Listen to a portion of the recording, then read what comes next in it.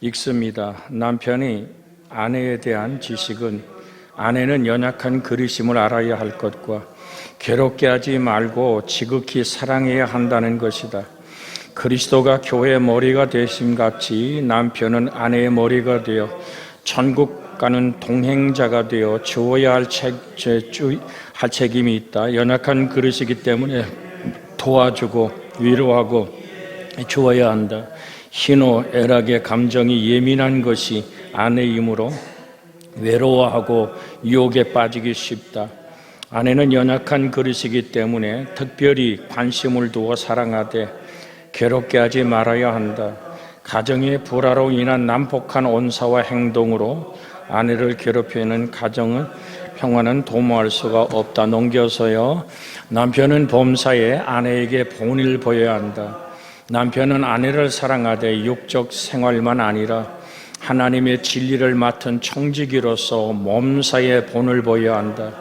주부들은 교회 집사가 되기 전에 어디까지나 현모양처로서의 사명, 주께서 맡겨주신 사명이요 또 십자가임을 명심해야 하며, 또한 남자들은 교회 재직으로서의 사명을 다하기 위해 한 가정의 가장으로서 가정을 잘 다스려야 할 책임이 있다. 가정에서 재직으로서의 본을 보이는 일은 가장 어려운 일이다. 그러나 가정에서 충실한 사람이 교회에서도 충실한 재직이다. 아멘. 우리가 저번 주에 나누는 것은 오늘 남편 된 자들아 이와 같이 지식을 따라라는 말씀으로 같이 은혜를 나눴고요. 둘째는 귀히 여기라라는 주제를 드리고 싶어요. 즉 베드로전서 3장 7절에 뭐라고 말하냐면 귀히 여겨라. 왜 오늘 귀히 여겨야만 할까요? 오늘 그는 왜 귀히 여겨라를 먼저 우리가 해석을 하면 그리스도인의 남편이 그 아내에 대해서 품는 사랑과 이해를 표현하기 위해서는 선택되어져야 되는 거죠. 이런 경우는 사적으로나 공적으로나 아내에게 친절한 말을 하는 것, 그리고 자신의 시간과 돈을 사용할 때 아내에게 최우선적인 기준을 두는 것을 포함합니다. 그러니까 내가 돈을 쓸 때, 여러분 우리가 그런 게 있잖아요. 지금은 많이 남녀 평등을 얘기하고 있습니다만은 한간에 그래, 아이고 우리 남편은 주머니에 돈 들어가면 안 나온다고, 아무리 뭐라 그래도 안 된다고 그럴지 몰라도 오늘 성경 귀히 여기라는 귀히 여김의 기준이 뭐냐란 말이죠. 우리가 그리스도를 섬기고 사랑할 때, 오늘 시간과 돈을 사용할 때, 여러분 인생을 살아가면서 시간과 돈만큼 모든 걸 표현할 수 있는 표현력은 거의 없습니다. 시간을 어떻게 내주느냐, 최우선하느냐, 돈을 쓸 때도 아내와 상의하고 아내의 또한 결정이 필요하다라고 지금 오늘 귀히 여기라는 성경 안에 내포되어 있는 말씀입니다. 이것은 아마도 아내들이 그리스도인이든 그렇지 않든 상관없이 아내들을 존중함으로 대하라라는 말입니다. 그러니까 존중한다는 얘기는, 여러분 잘 들으세요. 내가 너를 도와준다는 얘기는 한 수 위에 있다는 얘기. 여러분 우리 주님은 우리를 도우러 오신 분이 아니라 우리 속에 같이 하러 오신 분입니다. 이걸 잊어서는 안 돼요. 그러니까 주님은 나를 도운 분 같으면 십자가에 죽을 이유가 없죠. 그는 창조자 하나님인데. 근데 죄의 값은 사망이라 본인이 죄가 되어 그렇게 우리의 허물과 죄를 걸머쥔 예수님의 죽음 그 자체는, 여러분 이 성경을 가만히 한번 보세요. 한 번은 세금을 걷는 사람들이 예수님께 왔어요. 성전세, 우리에게 인도세죠. 우리가 가지고 있는 그 세를 좀 내라고 오늘 얘기합니다. 그런데 예수님에게 세금 낼 반세겔이 있었나요? 없었나요? 예, 성경을 아주 그냥 조용하게 우혁구 권사님 없었어요. 성경을 많이 읽어서 감사합니다만은 다 알아도 나는 말을 안 했시오. 그러면 다 통합니다만은 성전세 없었어요. 반세겔이 없었다고요. 근데 베드로가 마침 들어왔어. 야, 그 세금 내라는데 너 돈 있냐? 그랬더니 나도 없는데요. 여러분, 이게 예수님이 세금 체납자가 돼서 이 관원들에게 제자들이 몰렸다는 얘기. 그러니까 가난하게 되라는 것이 이론이 아니라 주님은 정말로 가난하게 되셨단 말이에요. 가난을 함께 살았단 말입니다. 가난한 자를 돕는 것이 아니라 가난을 함께 사셨던 주님은 그 문제를 어떻게 처리합니까? 야, 너 지금 바다 가서 너 직업이 그거잖아. 낚시에서 제일 큰 놈 걸리면 팔아서 그런 얘기가 아닙니다. 낚시를 정구면 고기 한 마리가 네 낚시를 물 거야. 그 놈을 건져내서 입을 열어보면 뭐라고? 거기 한 세겔이 있을 거야. 그거 갖다 너와 나의 세금을 내라. 여러분, 그 말씀을 읽을 때 정말 딱 해서 힘들어서 가정의 물질로 쫓겨본 사람은 압니다. 야, 정말 돈이 얼마나 사람을 비참하게 하는지. 제가 전임지 있을 때 예배당을 짓고 첫 번에 기초공사를 다 해놓고 도목수가 5대, 그러니까 5개 계약을 해서 도목수한테 다 돈을 지불했어요. 도목수가 갖고 가버렸어. 그러니까 일하는 사람 중에 제일 거칠은 사람들이 공구리 하는, 일본 말씀 미안합니다, 세멘트를 작업해서 붓는 사람들만큼 그때는 제가 기억하기로는 일본 말에 미끼살을 갖다가 돌려서 받아서 갖다 볶고 그럴 때 저도 같이 발바닥에 세면독이 올리도록 일을 했어요. 그런데 다 도망가니까 오늘 이 모든 그 세멘트 일을 하는 그 오야지라 그러죠. 대장이 와서 내 앞에다가 삽을 갖다 내 발등 앞에 팍 내리 찍으면서 야, 목사 이 새끼야 돈 안 주냐고. 야, 그때 있습니까? 작정 헌금을 한 교인들은 작정이죠.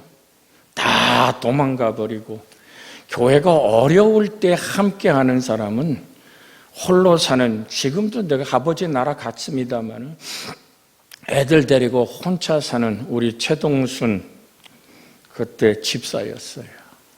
전도해서 믿었는데 자기 집을 은행에다 저당 잡혀서 돈을 꺼내서 그 문제를 해결합니다. 정말 평생에 잊지 못하고 그 가정을 위해 손을 들고 축복할 수밖에 없는 목사의 심정. 없어 봤을 때 전화 벨이 울리면요, 안 받을 수도 없고 도망갈 수도 없고 잘 안 받습니다. 왜? 또 열면 세멘트 갖다가 100포 갖다 쓰고 20포 주고 80포 못 준 얘기, 철근 들여온 사람들 모두가 빚으로 그 시련과 아픔의 고난을 겪어봐서 주님이, 근데 그때 뭘 느꼈냐면 이 성경을 읽으면서 주님은 가난하게 되락, 심령이 가난한 자는 복이 있나니 천국이 저희 것이라 하신 것의 말씀이 아니라 주님은 친히 가난하셨습니다. 친히 세금 한 세겔 낼 돈이 없어 독촉을 당하고, 때로는 오늘 우물가 여인을 만날 때 주님 어떠셨습니까? 배고팠죠. 아니, 제자들이 12명이나 있고 주님에서 수많은 병자들이 치료받고 죽은 자가 사는 역사가 일어났는데 주님은 시장하셨다고요. 온종일 못 잡숫고 우물가 여인에게 물 한 모금 달라 그랬더니 이 여자가 유태인이 말이야 사마리 사람들 물 달란다고 짜려보고 정말 놀리지 않습니다. 여러분, 이 말씀을 드리는 이유는 뭐냐면 주님은 우리의 처절한 없음을 알고 비천함을 알고 외면당함을 알고, 정말 그가 남편이 없다고 말할 때 너 지금 5 남편이 있었잖아. 근데 지금 사는 그 남자도 네가 밤을 같이 지내는 그 낙을 들인 그 남자도 네 남자가 아니잖아. 여러분, 예수님은 모든 사정과 형편을 아시며 그들과 뭐 하셨다? 동일화하셨다. 이게 성탄입니다. 이것이 우리의 가정을 붙들어 주시는 하나님입니다. 네가 마음에 들고 마음에 안 드는 문제가 아닙니다. 여러분 생각해 보세요. 우리가 살다 보면 어려울 때 있잖아요. 살다 보면 힘들 때 있잖아요. 여러분 그렇다고 좀 더 편안하고 돈 많은 남자 나타나고 남편하고 자식 버리고 그 남자에게 갑니까? 그건 아니잖아요. 돈 많은 여자가 나타났다고 아내를 버리고 또 그렇게 하면 이거는 사람의 도리가 아니잖아요. 이 얘기를 드리는 이유는 뭐냐면 우린 죽어도 살아도 주님과 함께 하는 사람들입니다.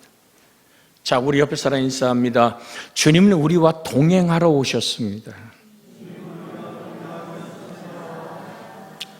함께 하시러 오신 거예요. 주님은 가난을 이야기한 것이라 진짜로 가난하신 거예요.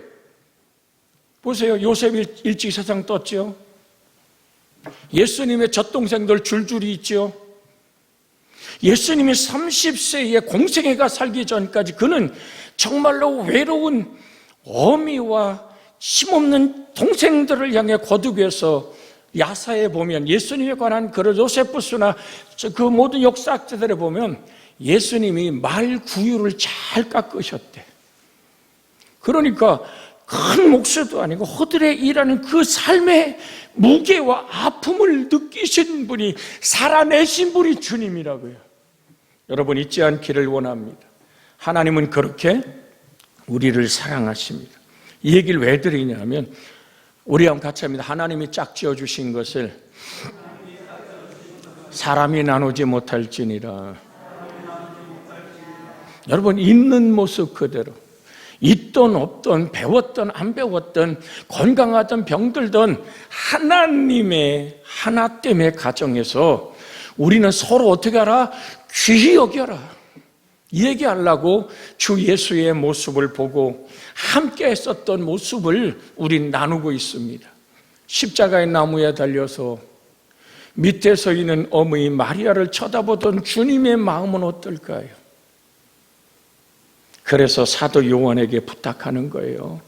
내 어미라고. 고개짓하며 보소서 아들이니이다. 그게 주님을 바라보라는 얘기가 아니라 밑에 서 있는 사도 요한을 바라보게 하시고 내 어민이라 말할 때 사도 요한은 밤모섬에 가서 오늘 정말 옥살이 하는 과정을 거치고 나서 예수 어머니 마리아를 평생 모시고 사도 요한의 손에서 어머니 마리아가 하나님의 나라에 가죠. 그래서 여러분에게 드리는 것은 아내들이 그리스도인이든 아니든 상관없이 존중하되 생명의 동반자 관계를 무너뜨리는 가정에 무서운 모욕을 주는 것으로 우리가 존중하지 않는 사람이라고 한다면 진실한 사랑을 할 수 없기 때문에 따라서 사랑은 존중과 연관되어 있음을 기억하시기를 원합니다.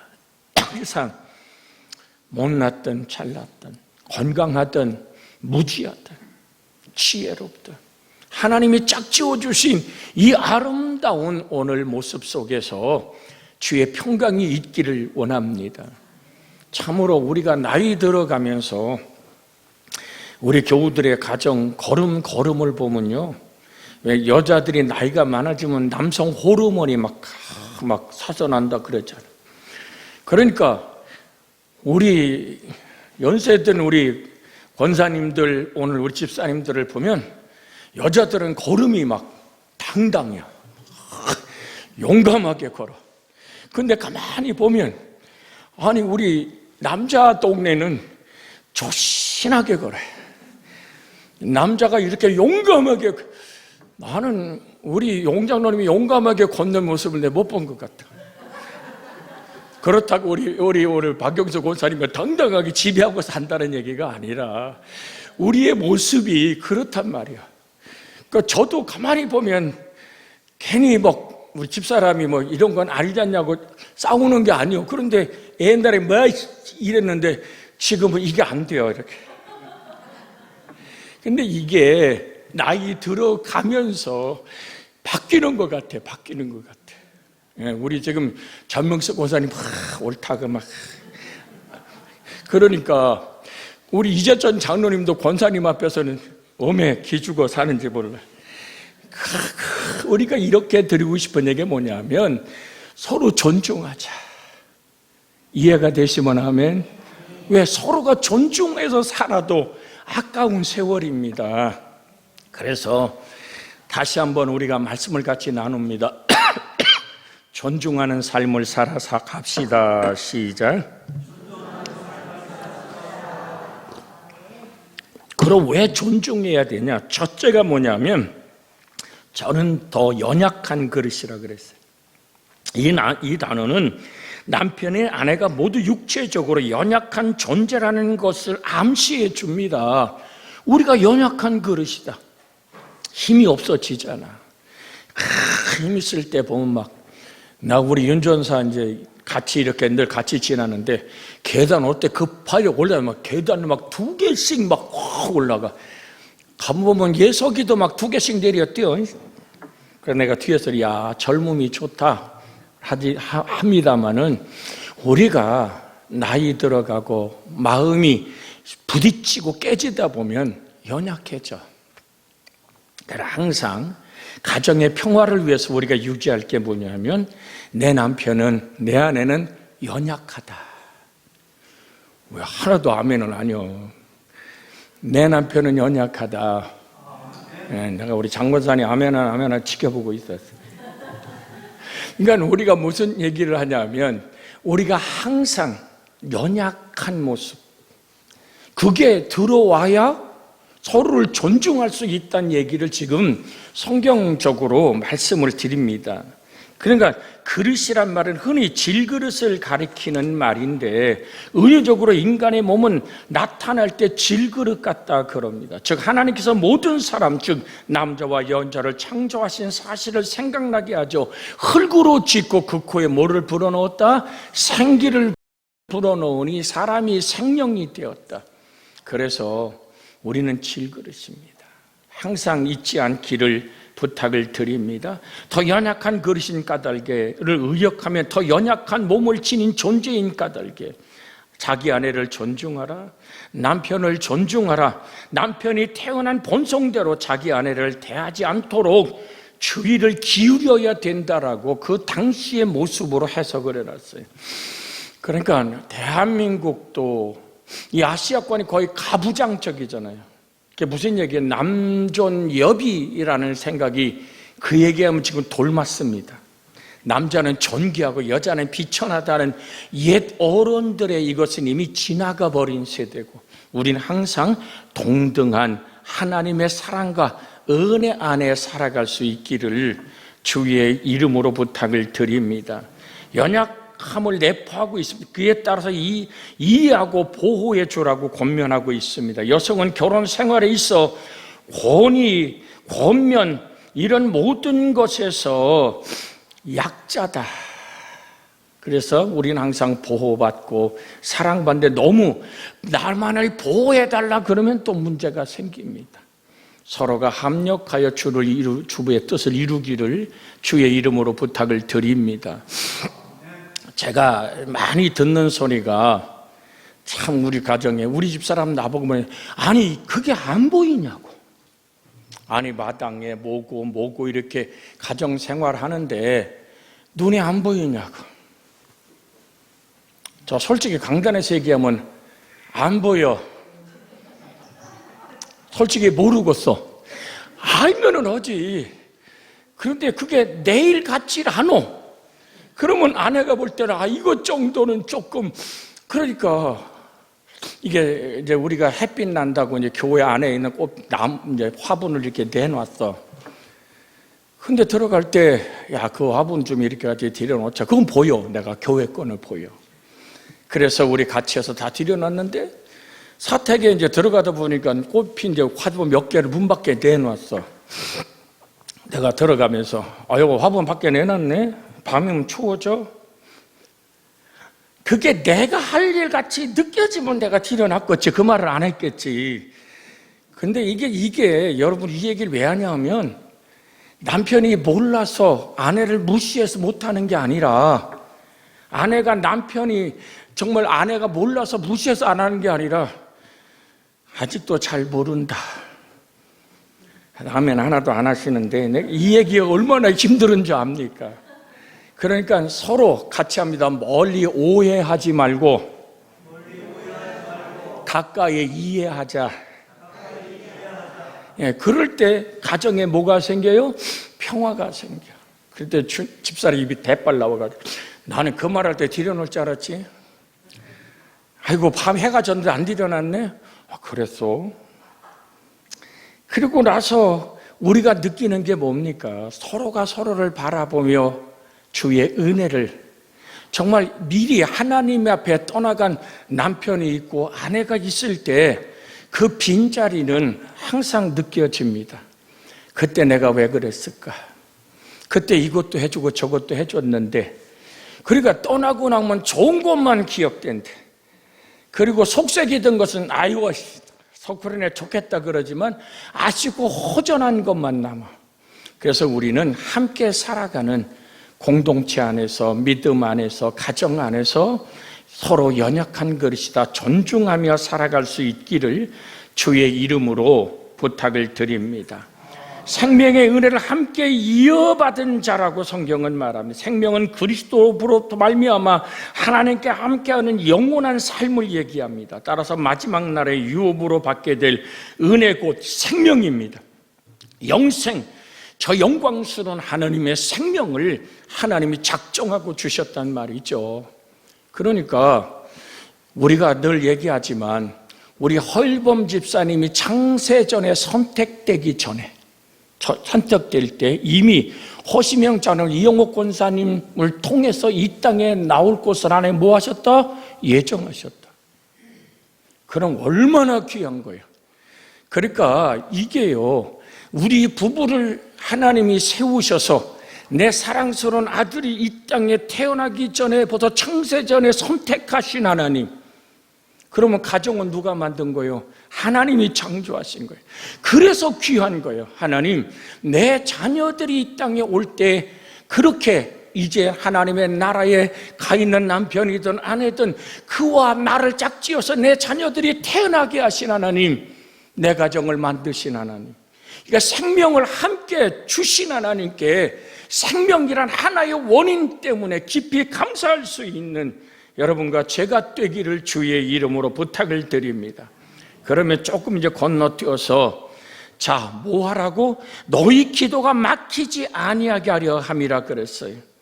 이걸 직역하면 너희 기도가 방해받지 않기 위해서란 말입니다. 마태복음 5장 23절에 있는 말씀 함께 같이 한번 읽습니다. 마태복음 5장 23절 같이 읽습니다. 그러므로 예물을 제단에 드리려다가 거기서 내 형제에게 원망 들을 만한 일이 있는 것이 생각나거든 예물을 제단 앞에 두고 먼저 가서 형제와 화목하고 그 후에 예물을 드리라. 그러니까 가정 간에 여러분 정말로 손을 번쩍 들까 봐 그런데 평생에 나는 한 번도 안 싸웠어요. 손 들어봐. 나도 못 들어. 그러면 서로가 서로를 마음에 상하고 아픔이 있으면 어떻게 하라? 부부간에 화해와 용서로 풀고 예배하라. 이 얘기입니다. 서로 그냥 미워 죽겠는데 내가 교회 가서 기도나 하려고 남편 속 바글바글 긁어놓고 또 아내가 속상해 해놓고 밤새서 기도해도 그 기도 하나님 듣는다 안 듣는다? 예, 아멘. 여러분이 벌써 답을 알고 있어. 화평케 하는 그러니까 너희가 정말로 아버지 앞에 예배하냐?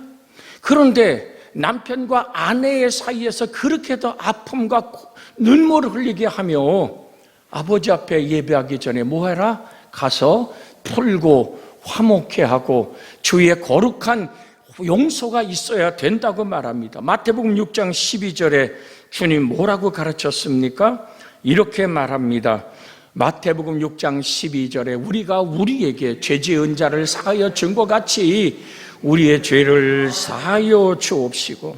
자, 14절 한번 읽습니다. 14절 너희가 사람의 잘못을 용서하면 너희 하늘 아버지께서 너희 잘못을 용서하시리라. 15절 시작. 너희가 사람의 잘못을 용서하지 아니하면 너희 아버지께서도 너희 잘못을 용서하지 아니하시리라. 아무리 가스마리아가 아파도 여러분, 미움을 이길 수 있는 길은 용서입니다. 사단을 이길 수 있는 길은 용서입니다.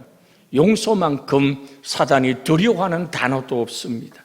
그래서 시기와 다툼과 불평이 있는 곳에는 기도가 있을 수 없습니다. 항상 우리는 기억하고 하늘아버지 용서 안에 있기를 주의 이름으로 부탁을 드립니다. 하나님께서는 의인즉 예수 그리스도에서 의로워진 자의 기도를 들으시는 반면에 악인의 기도는 듣지 않으십니다. 그래서 베드로전서 3장 우리가 12절을 한번 같이 읽고 기도하겠습니다. 베드로전서 3장 12절입니다. 주의 눈은 의인을 향하시고 그의 귀는 의인의 간구에 귀를 기울이시되 주의 얼굴은 악행하는 자를 대하느니라. 얼굴에 대한 심판의 그 모습은 그렇다는 얘기입니다. 우리가 합심하여 기도합니다. 주여, 사랑하신 아버지 하나님, 기도에 막힘은 하나님께서 그 사이에 사랑하시는 자녀의 손을 위하여 그에게 주신 아버지의 징계의 형태입니다. 하나님은 그리스도인 남편들이 이해하고 사랑하는 방법으로 아내와 함께 살 것을 명령하기에 우리는 오늘도 모여서 주를 의지하며 아버지, 가정은 하나님이 창조하셨고 창세 전에 내 자녀가 태어나기 전에 이미 나와 아내를 섭리하신 하나님, 홀로 영광받아 주시옵고 우리의 만남이 행복이 되고 치료가 되고 이해가 되고 용서가 되는 하나님의 깊고 아름다운 평강이 임하여 주옵소서. 주 예수님의 이름으로 기도하옵나이다. 아멘. 이제는